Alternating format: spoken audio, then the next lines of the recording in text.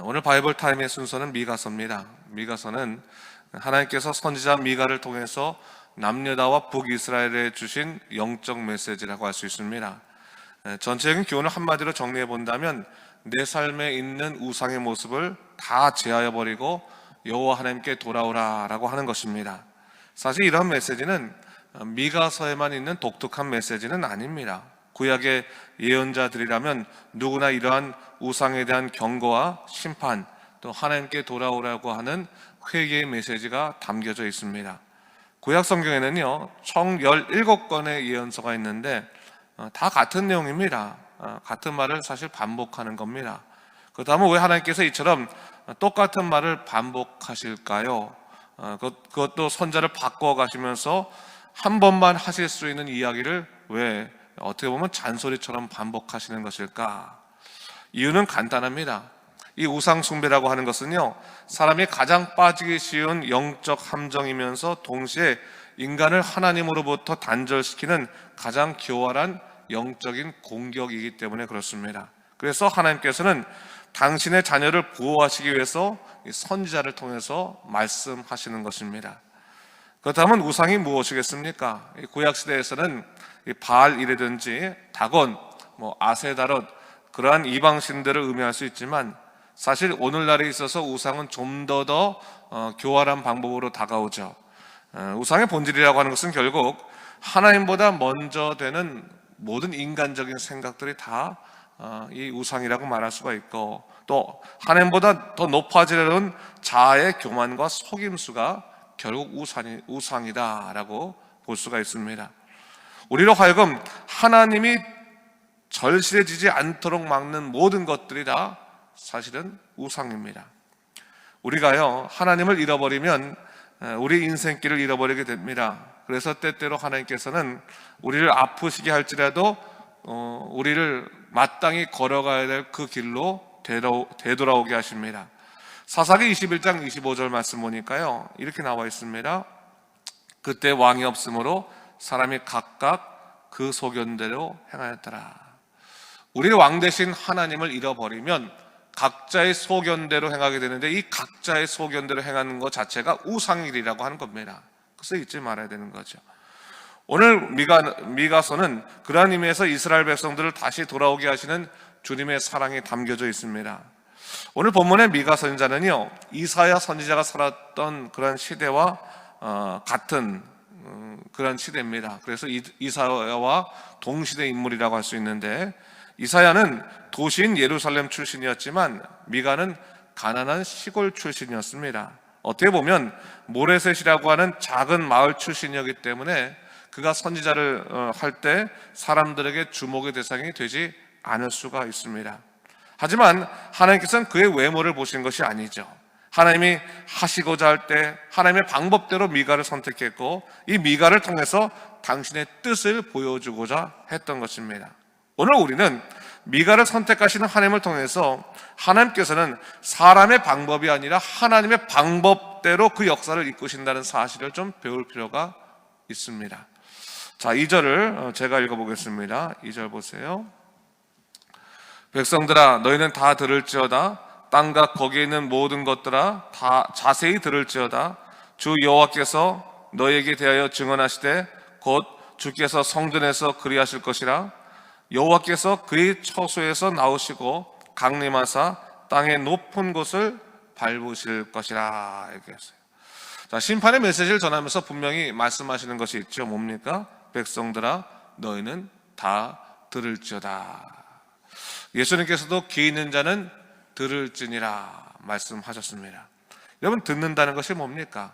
그냥 스쳐지어가는 소리를 듣는 것이 아니라 주목해서 이것이 나의 생명과 연관되어 있다고 생각하고 들을 때 이것은 우리의 큰 의미 있는 이야기로 다가오게 됩니다.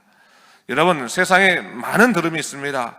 근데 정말 들어야 될 것은 우리가 듣지 않고 들을 필요 없는 것을 듣는다면 그것은 사실 잘못된 삶이라고 볼 수 있겠죠. 생명과 연결되어 있는 들음은 정말 목숨 걸고 들어야 되는 것입니다. 오늘 본문이 바로 그렇습니다. 하나님의 말씀을 듣는 것은 우리의 생명과 연결되어 있습니다. 그 말씀을 듣지 않는다면 우리는 심판을 면치 못할 것입니다. 하지만 말씀을 듣는다면 우리는 하나님의 섭리 가운데서 은혜를 누리며 살 것입니다. 여러분, 우리가요, 이 귀도 참 우리의 귀가 완악해가지고 간지러운 소리에 더 우리가 잘 민감하거든요. 그러니까 세상에 나가서 듣기를 원하지 않습니까? 근데 여러분, 우리가 목숨 걸고 주의 말씀을 들어야 되는 겁니다. 듣기 힘들어도 들어야 되는 겁니다. 때로는 듣기 싫어도 들어야 됩니다. 왜 그렇습니까? 이것이 생명이기 때문에 그렇습니다. 세상 얘기는 당장 우리에게 아주 그냥 아름답게 들리고 또 아주 달콤하게 들릴지 모르지만 그것은 생명이 없습니다.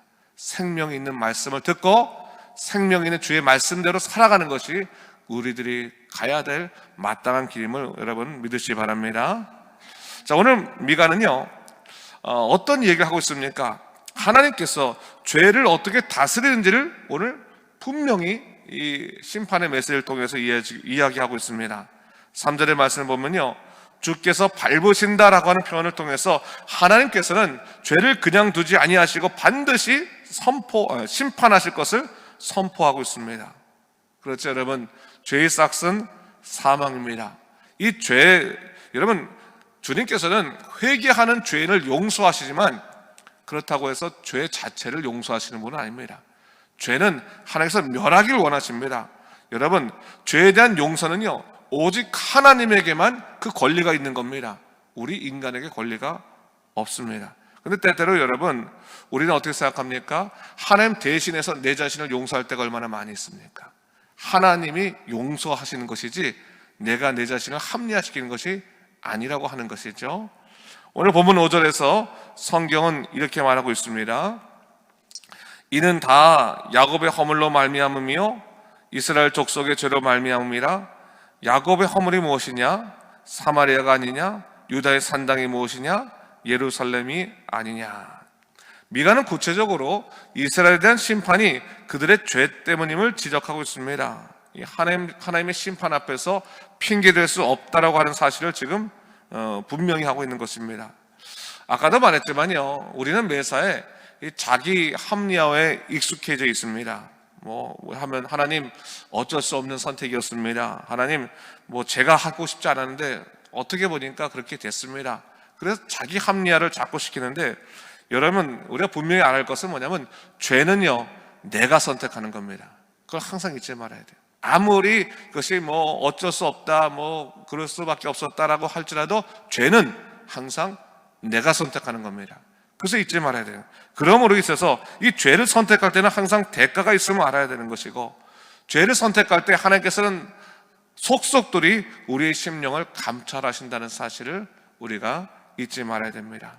그래서 죄의 유혹 앞에서 우리가 스스로 위안을 하기를, 나는 예수 그리스도의 보혈로 죄사함을 받았으니 어떠한 죄를 지어도 나는 회개만 하면 용서받을 수 있다. 여러분, 이건 되게 중요한 영적 원리지만 이거를 이용하면 안 되는 겁니다. 이용하면 우리가 죄 지으면서 회개만 하면 용서받지, 그거는 잘못된 거죠. 여러분, 회개하면 용서받는 것은 분명한 것이지만 이것을 이용해 가지고 내가 죄를 짓는데 이 논리로 사용하는 것은 참 잘못된 것 같아요. 여러분, 가끔 가다 보면 그런 분들이 있는 거예요. 이 죄 짓기를 두려워하지 않고, 나는 이미 예수를 통해서 구원받았고 죄사함을 입었으니까 어떠한 죄를 져도 상관없다라고 생각하시는 분들이 진짜 개중에 있습니다. 여러분, 그거는 잘못된 겁니다. 예수를 믿으면 죄 짓기를 두려워할 줄 알아야 되는 겁니다. 어쩔 수 없대 하나님께 무릎 꿇고 회개하는 그런 것이 아니라 정말 죄를 간과하지 말고 바라보고 죄 짓지 않으려고 노력하는 그 삶이 우리 안에 있어야 되는 것입니다. 그런 삶이 없이 그냥 죄 짓는 것을 주님의 용서로 편안하게 생각한다면 그것은 어떻게 보면 잘못된 삶이라고 볼 수 있는 것이죠. 그래서 여러분, 우리가 성경 말씀을 통해서 이 죄의 무서움을 알아야 되는 것이고, 그리고 죄의 무서움이 뭐냐면 일단 죄를 짓고 나면 하나님과 우리가 영적으로 단절된다는 것을 잊지 말아야 돼요. 단절된다. 그래서 여러분, 우리가 예수 그리스도의 보혈의 능력에 힘입어서 죄와 싸워 이겨야 되는 것입니다. 그런 모습이 우리 안에 있어야 되는 겁니다. 자, 6절부터 7절까지 말씀을 제가 또 읽겠습니다. 보세요, 여러분.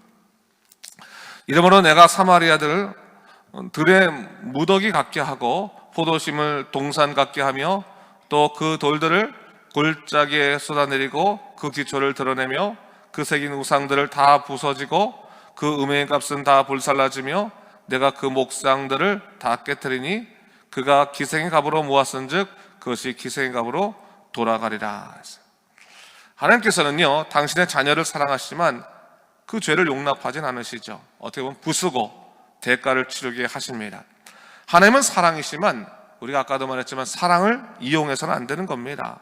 우린 철저히 죄와 싸워야 되고 순간순간 나의 부족함과 허물을 주님께 아뢰므로 우리가 아무것도 아님을 고백할 수 있어야 되는 것입니다. 오늘날 우리는요, 죄악에서 용서하시기 위해서 십자가를 주신 주님의 사랑을 깨닫고 중요한 것은 뭡니까? 그 십자가 앞에서 나는 주님의 뜻대로 살겠다라고 결단할 필요가 있는 겁니다. 주의 십자가의 능력으로, 주의 보혈의 능력으로 나는 죄와 싸워 이기겠다고 하는 그런 강한 심령이 우리 안에 있어야 되는 것입니다.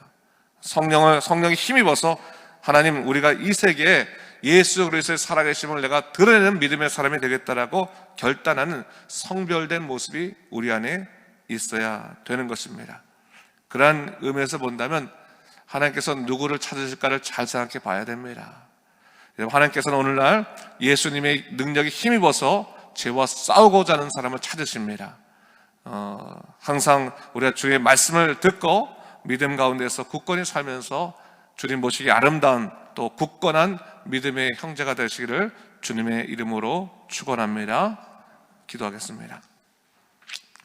주 하나님 아버지, 참으로 감사합니다. 이 아침에 미가서를 보게 되면서 다시 한번 이 죄에 대한 그러한 하나님의 뜻을 깨닫게 하신 것 감사합니다. 하나님, 십자가의 보혈로 용서받은 우리들이지만 주여, 우리가 그렇다고 해서 우리가 죄를 간과하지 않도록 인도하여 주시옵소서. 언제나 민감하게 우리가 죄에 대처하게 도와주시고 오직 하나님의 뜻에 합당한 믿음의 삶을 살아갈 수 있도록 우리를 이끌어 주시옵소서. 이 아침에 우리와 함께 하신 것 감사합니다. 항상 믿음 가운데 살도록 인도하여 주시옵소서. 감사드리며 예수님 이름으로 기도드립니다. 아멘.